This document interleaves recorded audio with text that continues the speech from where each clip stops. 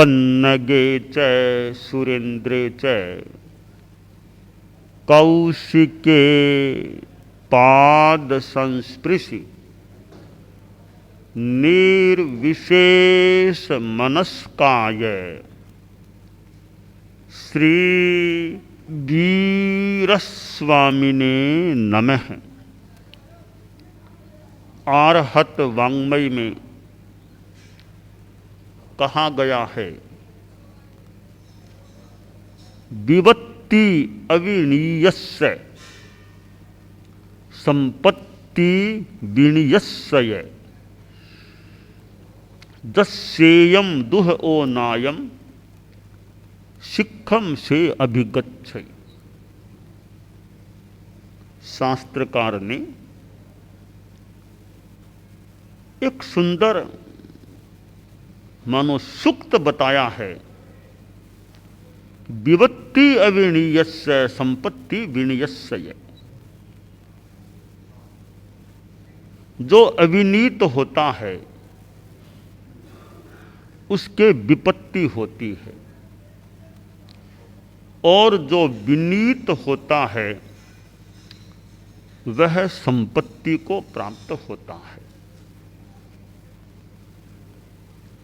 हमारे जीवन में कई बार अहंकार का नाग मानो फुफकारने लग सकता है। आदमी को ज्ञान का भी घमंड हो सकता है, जाति का अहंकार हो सकता है, बल का, ताकत का अहंकार, अपने रूप पर घमंड, अनेक बातों में आदमी अहंकार ग्रस्त हो सकता है। जीवन में अनुशासनहीनता आ सकती है। अनुशासन, विनय, ये ऐसे तत्व हैं जिनसे परिवार अच्छा रह सकता है, समाज अच्छा रह सकता है, राष्ट्र और विश्व भी अच्छे रह सकते हैं। परिवार में अनुशासन नहीं है, विनय नहीं है, तो परिवार में भी कठिनाई हो सकती है। कोई किसी का कहना नहीं मानता, मुखिया है उसकी चलती भी नहीं है, परिवार में एकता नहीं है। यूनिटी इज स्ट्रेंथ, एकता में शक्ति है, पर एकता हो तब हो। एक परिवार था, कुछ गरीब हो गया था, कोई व्यापारिक ऐसा प्रसंग बन गया, ऐसा घाटा लगा, परिवार बहुत ही निर्धनता को प्राप्त हो गया। तो परिवार में जो मुखिया था उसने कहा, भाई अब तो स्थिति विकट हो गई है, व्यापार धंधा सब बंद हो गए हैं, तो हम सब जंगल चलें, वहां लकड़ियां काटें, लकड़ियां काट कर लाएं, वो लकड़ियों को बेचेंगे, जो पैसा मिलेगा उससे काम चलाएंगे, गुजारा करेंगे। तो मुखिया ने कहा, तो परिवार में जो 12, 13, 14 जो सदस्य थे, सब ने कहा ठीक है, आप जैसा कहें, तो आज चलते हैं सवेरे जंगल में। पूरा परिवार, वो जितने भी थे 12, 13, 14 सदस्य, सब जंगल में गए। एक पेड़ के लिए उस मुखिया ने कहा, इस पेड़ को काटेंगे, इसकी लकड़ियां काम लेंगे। तो मुखिया ने कहा, जिसको जैसा मौका मिले पेड़ को काटो। सबके पास वो कुल्हाड़ी जो भी पास में थी, वे परिवार के लोग आगे बढ़े। उस पेड़ में एक यक्ष, देव जाति का यक्ष, वह निवास करता था। उसने सोचा रे ये लोग मिलकर मेरा घर उजाड़ देंगे, ये तो मेरा घर है रहने का, ये सब काटना शुरू करेंगे तो मेरा तो स्थान, निवास स्थान नष्ट हो जाएगा। तो यक्ष प्रकट हुआ, मुखिया के पास आया, बोला साहब क्या बात है, पेड़ क्यों काट रहे हो? तो मुखिया बोला जी हम गरीब हो गए हैं, पैसा नहीं है, ये पेड़ काट के लकड़ियाँ बना के लकड़ियाँ बेचेंगे, जो पैसा मिलेगा उससे काम चलाएंगे, हम तो गरीब हैं और क्या करें। तो कहा सेठ साहब ये तो मेरा निवास स्थान है, तो ये हम क्या करें, हम गरीब हैं, हमें तो कुछ अब खाने को चाहिए ना। तक इतनी सी बात है ना, पैसों क्या और क्या, हमें तो पैसे चाहिए, कि पैसे मैं व्यवस्था कर दूंगा। साहब क्या व्यवस्था करोगे? कि मैं देव शक्ति हूँ, यक्ष हूँ, आपके घर में जो एक पीछे कमरा है वहां जाके देखना, वो कमरा धन से भरा हुआ मिलेगा, सारा धन वो आपका, उसको काम लो, कोई लकड़ियां काटने की जरूरत नहीं। ठीक है देखते हैं, अगर धन मिल जाएगा तो फिर हम लकड़ियां नहीं काटेंगे। वह मुखिया परिवार के साथ घर गया और मुखिया ने वो कमरा खोला, धन से भरा था, हीरे क्या, रुपये क्या, सिक्के क्या भरा था। कहा ठीक हमारा काम तो हो गया, अब तो न व्यापार करने की जरूरत है, 100 वर्ष तो हमारा काम इसी धन से चल जाएगा। अच्छी तरह मकान को ठीक ठाक करा लिया, अच्छी तरह खाते पीते रहते आराम से रहने लग गए। मुखिया ने परिवार के सदस्यों से कहा देखो यह हमें फ्री का धन फ्री मिला है, इसका दुरुपयोग नहीं करना है, जहां जरूरत वहीं काम लेना है, ऐस आराम फालतू चीजों में पैसा नहीं गंवाना है। परिवार के मेंबर्स सब अनुशासित थे कि ठीक बिल्कुल दुरुपयोग नहीं करेंगे। परिवार के बच्चे थे, वे पड़ोस के बच्चों के साथ खेलते थे, तो बच्चे ने दूसरे बच्चे से कहा हम तो यूं जंगल में गए, वो यक्ष आया, हमारे दादाजी को कहा मैं धन तुम्हारे कमरे में व्यवस्था हो जाएगी, धन ले लेना, हमको तो ऐसे धन मिल गया। वह बच्चा दूसरा था जो अपने घर गया और अपने पिता से बोला कि इन लोगों को धन मिल गया तो हमें भी धन चाहिए, हम भी जंगल चलें, हमें धन मिल जाएगा। ठीक है चलते हैं। वे लोग भी 10-15 थे, सब गए जंगल में, तो उसी पेड़ के पास गए, इसको काटेंगे पेड़ को। तो उस परिवार में जो बड़ा आदमी था उसने कहा रे भैया काटना शुरू करो। तो बोला मैं क्यों काटूं, वो काटेगा, फिर तुम काटो, मैं क्यों काटूं, वो काटेगा, कोई कहना मानता ही नहीं है। यक्ष फिर प्रकट हुआ, साहब क्या बात है? तो मुखिया बोला साहब हमें तो धन चाहिए, पेड़ काटेंगे। यक्ष ने कहा यहां से चले जाओ, अगर पेड़ के हाथ लगा लिया मैं धराशायी कर दूंगा एक एक को। साहब पहले आए थे ना, उनको आपने धन दिया था, अरे कहां वो और कहां तुम। उस परिवार में अनुशासन था, एकता थी, तो मैं भी डर गया कि सब एक हैं, मेरा क्या कर देंगे। तुम लोगों में एकता है कहां, कोई कहना नहीं मानता, तुम मेरा क्या करोगे, भागो यहां से, वरना आधा घंटा में सबको धराशायी कर दूंगा मैं। सब डर गए, वापिस घर आ गए। तो एकता में शक्ति है, अनुशासन का महत्व है। हमारे जीवन में यह अनुशासन, विनय, यह गुण होता है तो व्यक्तिगत जीवन भी अच्छा, पारिवारिक जीवन अच्छा, सामाजिक जीवन अच्छा और देश विश्व सब अच्छे हो सकते हैं।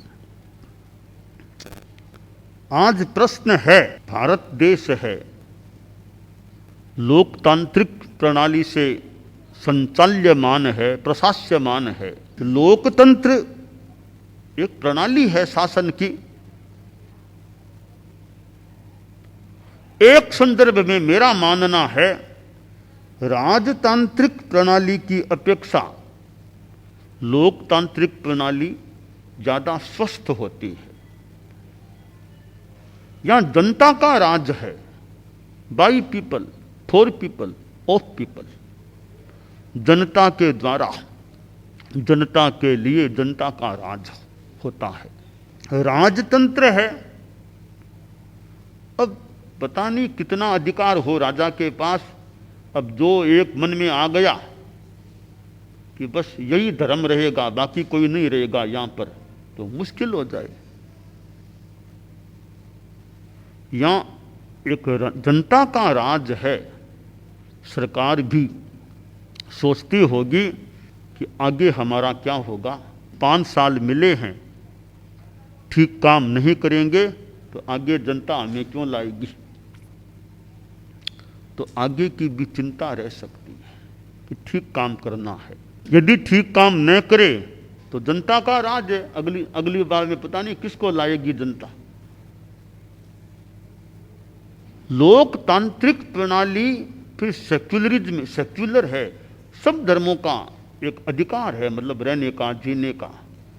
ऐसी स्थितियां होती हैं तो वहां अहिंसा, सह अस्तित्व, समानता, ये तत्व विद्यमान रह सकते हैं। लोकतंत्र में न्यायपालिका भी है, कार्यपालिका भी है, विधायिका भी है, प्रेस का अपना कार्य है। ये कितने जो पिलर्स हैं लोकतंत्र के। कोई मंत्री भी है मान लो, उसको भी न्यायपालिका में खड़ा होना पड़ सकता है कि लोकतंत्र है। तो यह एक संदर्भ में राजतंत्र की अपेक्षा अच्छी प्रणाली हो सकती है लोकतांत्रिक प्रणाली। परंतु लोकतंत्र में भी आलोक रहना चाहिए, प्रकाश रहना चाहिए, अंधेरा नहीं हो जाना चाहिए कि लोकतंत्र है, स्वतंत्रता है, चाहे जैसे करें, वो ठीक नहीं है। डेमोक्रेसी में भी डिसिप्लिन चाहिए। डिसिप्लिन लेस डेमोक्रेसी है तो फिर तो नुकसान की स्थिति बन सकती है, जनता दुखी बन सकती है। तो अनुशासन, डिसिप्लिन, विनय, ये चीजें बहुत काम की होती है। आदमी निर्भीक रहे तो नियम व्यवस्था का तो ध्यान रखे। आज लोकतंत्र में ये इतनी व्यवस्थाएं हैं, इतने मंत्रालय होते हैं, सुरक्षा की व्यवस्थाएं होती हैं। अब ये सारे मंत्रालय, पूरा तंत्र अनुशासित न हो तो देश की स्थिति गड़बड़ा सकती है। अनुशासन रहता है तो लोकतंत्र का यह रथ आसानी से, सुंदर तरीके से आगे बढ़ सकता है। तो ये लोकतंत्र रूपी जो रथ है, उसके ये पहिए हैं। अनुशासन उसका एक पहिया है, कर्तव्य निष्ठा उसका दूसरा पहिया है। ये दोनों पहिए ठीक चलें और सारथी के रूप में यह लोकतांत्रिक प्रणाली है, डेमोक्रेटिक सिस्टम है, वो मानो सारथी के रूप में चलाता है। सब मिलकर के इस लोकतंत्र के रथ को आसानी से चलाने वाले बन सकते हैं। तो यह घमंड है, उद्दंडता, उच्छृंखलता जहां होती है वहां दुख हो सकता है। शास्त्र में कहा गया है कि पशु क्या, देवता क्या, मनुष्य क्या, जहां भी अविनीतता है, अविनीतता होती है, मां दुखी हो जाते हैं। सुविनीत होते हैं, चाहे पशु हो, मनुष्य हो, देवता हो, तो वे सुखी रहते हैं। पशु हैं, ठीक तरह काम नहीं करेंगे तो मालिक फिर क्यों उनका इतना भरण पोषण करेगा। आदमी है, तो परिवार में भी है, बेटा बाप की बिल्कुल नहीं मानता है, बाप कब तक उसका फिर ध्यान देगा। सोचेगा अभी तो बिल्कुल करना ही नहीं मानता है, मैं कब तक इसका भरण पोषण करूं। देवों में भी आसाधना नहीं हो, देवों की, देवों में भी कोई ठीक तरह नहीं चलता है तो देव के लिए भी कठिनाई पैदा हो सकती है। पूरी दुनिया में, पूरी सृष्टि में लगता है यह विनयशीलता का महत्व है और उद्दंडता का दुष्परिणाम होने की संभावना है। जिस संगठन में आदमी रहे, अनुशासित होकर के रहे, परिवार में रहे, अनुशासन में रहे, समाज में भी अनुशासन व्यवस्था ठीक रहे, चाहे धर्म संघ धार्मिक संगठन है, संगठन चाहे सामाजिक हो या धार्मिक, अनुशासन, विनय, ये तत्व तो काम के हैं।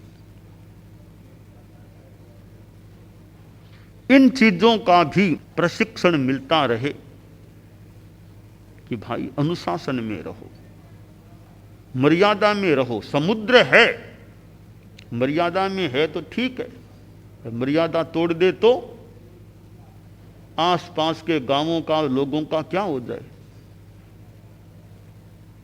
सूर्य कितना मर्यादा में चलता है, अमुक बजे उदय होना है, टाइम पर उदय होना, अस्त होने का टाइम अस्त होता है, कितना मर्यादा। ऐसा नहीं 1 घंटा पहले चला जाऊंगा। आदमी तो 1 घंटा पहले जाने की छुट्टी ले सकता है, आज काम है 1 घंटा पहले जाना चाहता हूं। सूर्य कभी छुट्टी मांगता है क्या कि आज 1 घंटा पहले जाऊंगा? छुट्टी नहीं मांगता है।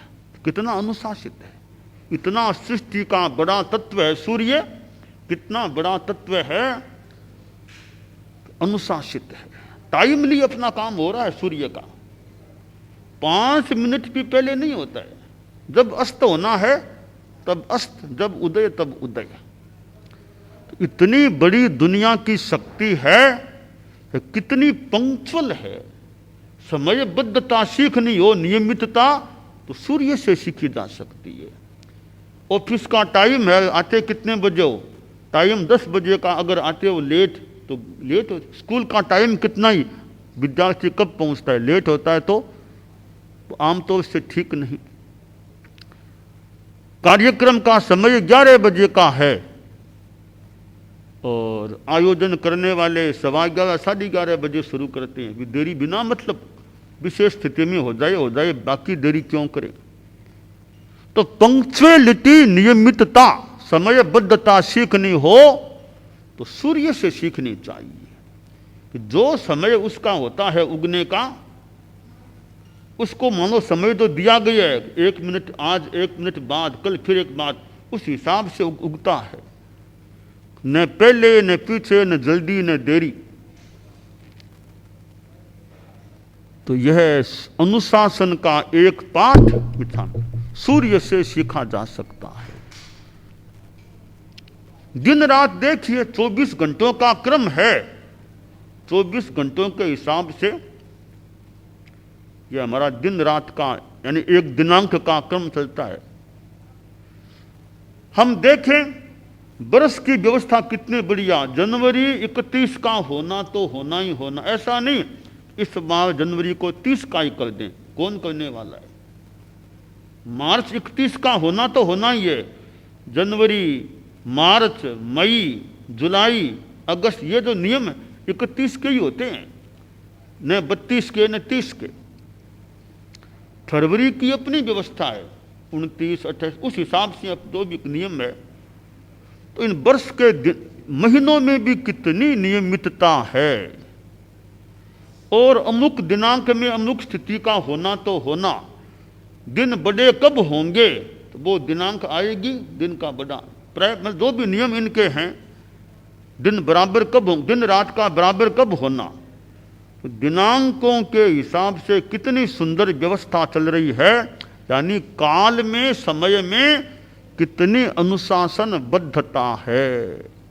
हम प्रकृति से यह अनुशासन मर्यादा का पाठ सीख सकते हैं। तो हमारे जीवन में भी अनुशासन, निरहंकारता, ये तत्व रहें तो जीवन और आत्मा अच्छे रह सकते हैं।